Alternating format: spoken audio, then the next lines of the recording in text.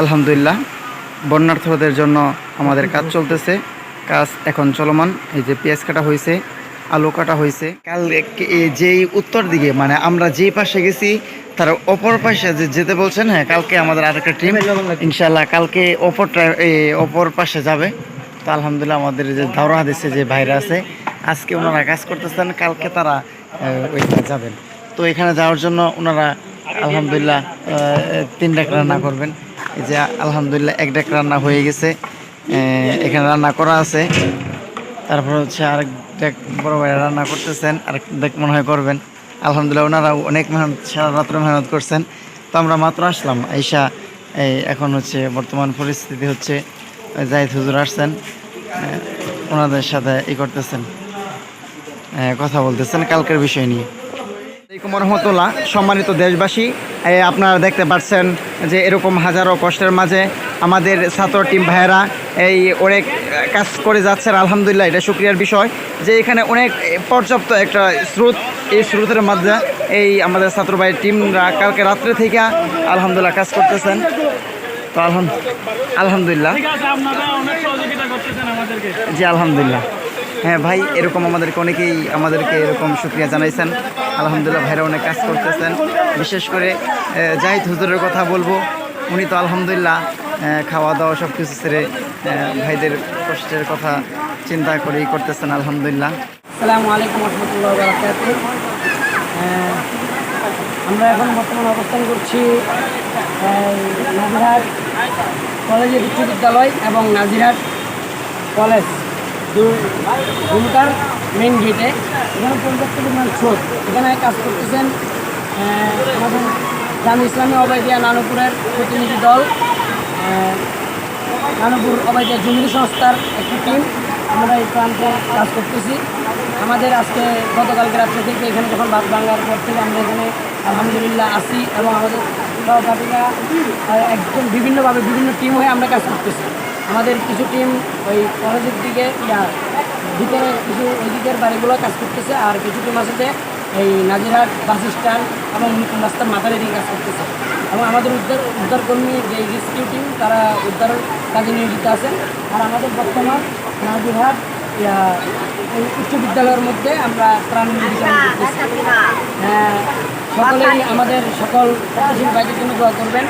আমরা জামি ইসলামী অবাইদিয়া নানুপুরের মহাপরিচালক পীরে কামেল আল্লামা শাহ সালাউদ্দিন নানুপুরি হুজুরের নির্দেশনায় এবং আমাদের শাইখুল হাদিস আল্লামা শাহ কুতুবউদ্দিন সাহেবের দিক নির্দেশনায় আমার জামিয়ার সকল উস্তাদদের নির্দেশনায় আমাদের টিম এখানে কাজ করতেছে। আমাদের পুরো টিম আমরা বিভিন্নভাবে টিম হয়ে এই বন্যার্ত মানুষের মাঝে কাজ করতেছি। সকলেই আমাদের জন্য দোয়া করবেন যেন আমরা সর্বদা এরকম মানব কাজের জন্য নিজেকে নিয়োজিত রাখতে পারি। আলহামদুলিল্লাহ আমাদের ত্রাণগুলো অবশেষে দেওয়া হচ্ছে। ত্রাণ এবং পানি আমরা নিয়ে এসেছি দেওয়ার জন্য।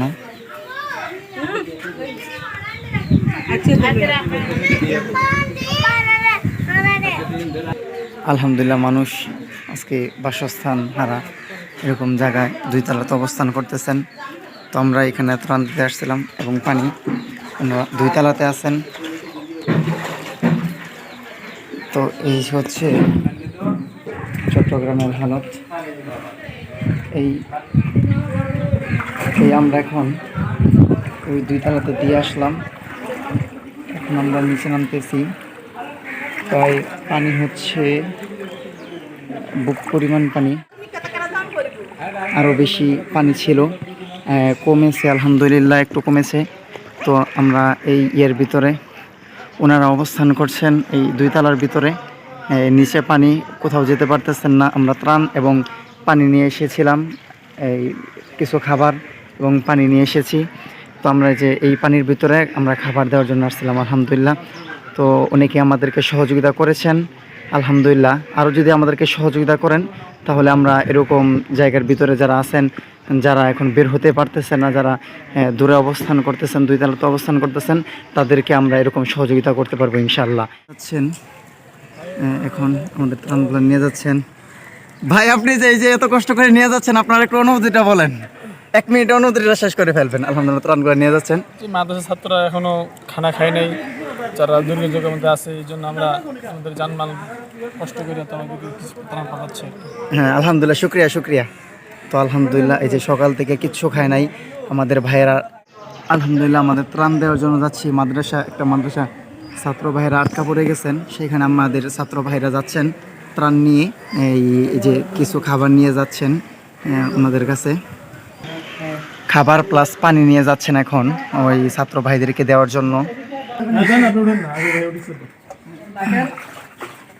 দেখেন কত কষ্ট করে যাচ্ছেন ওনারা। হ্যাঁ ভাই, সাবধানে যান। আলহামদুলিল্লাহ, ওনারা কষ্ট করে আসছেন মাদ্রাসা, ত্রাণ দেওয়ার জন্য যাচ্ছেন। আল্লাহ তাআলা মেহনতকে কবুল করুন। এই যে ছাত্র ভাইরা এগিয়ে নিয়ে যাচ্ছেন। তো কি অবস্থা আপনাদের এখন, কেমন লাগতেছে?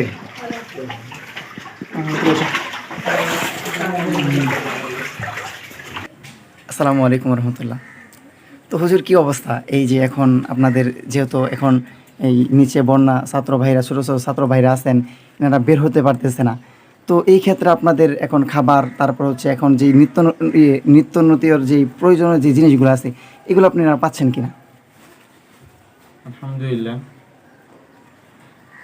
এই যে বন্যার যে কবলিত সব এলাকা, জায়গায় জায়গায় না, বাংলার অধিকাংশ যে অঞ্চলগুলো হচ্ছে কি এখন বর্তমানে এই বন্যার মধ্যে ডুবা। জি জি জি। সেই অবস্থায় বিভিন্ন সংগঠন বিভিন্ন জায়গায় এই মানুষের নিত্যদিনের খাবার, ওষুধ দাবা এগুলো নিয়ে কাজ করতেছে। জি। এই আমাদের যে মাদ্রাসা, ছোট্ট মাদ্রাসা, এখন আমরা 15 থেকে 60 জন ছাত্র আছি। অনেকজন আসার কথা ছিল, কিন্তু এখনো অন্য কেউ আসতে পারে নাই। চারিদিকে পানি, চারিদিকে মানুষের একটু অসহায় টাকা দিচ্ছে সবার কাছে। ওদিকে এখন আমাদের একটু পিছনে রাস্তা থেকে আমরা একটু দূরে, এখন সম্ভব মতন আপনারাই আসলেন, আপনাদের শুকরিয়া যে আপনাদের কারণে যে ছোটো বাচ্চারা খানা হবে, একটু শান্তি থাকবে, খাবার নাস্তা পানি খাবার দাবার আছে আলহামদুলিল্লাহ। বিশেষ করে আমরা মানে সবাইকে অনুরোধ করবো যে আল্লাহর কাছে দোয়া করো, তওবাকারী করো, আর সবার যারা একটু শান্তিতে আছে, যারা সাহিত্য আছে, তাদের জন্য একটু করে সহযোগিতা করে, এটা আমার সবার কাছে কি আশা রাখতেছি। জি, আলহামদুলিল্লাহ।